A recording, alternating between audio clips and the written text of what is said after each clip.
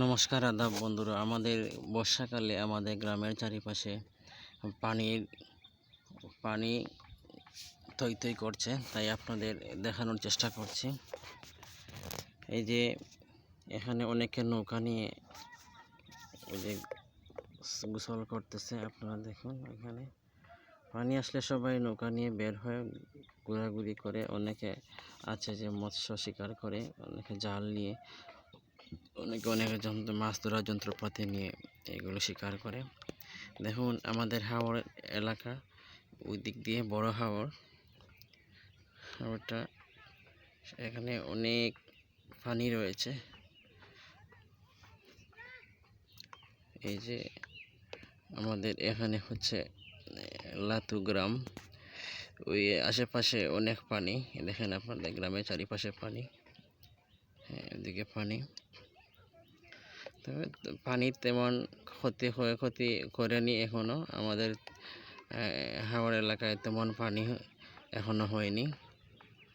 সবাই দোয়া আশীর্বাদ করবেন যাতে কোনো সমস্যা না হয়।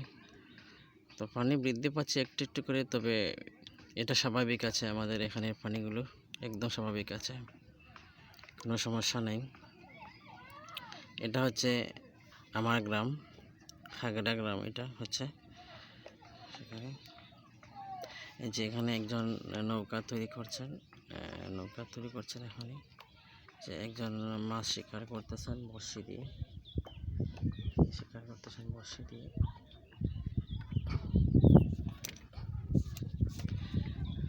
যে এটা হচ্ছে আমাদের মহাদেব বাড়ি। সবাই দেখা মাত্র বলবেন হর হর মহাদেব। বাড়ি খুবই সুন্দর দেখতে। বর্ষাকালে যখন পানি আসে তখন আমি নৌকা নিয়ে বের হই, ঘোরাঘুরি করি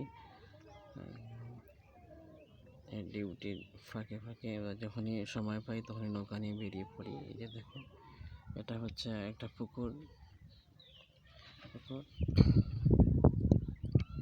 এই যে কত সুন্দর পরিবেশ, কত সুন্দর মনোরম পরিবেশ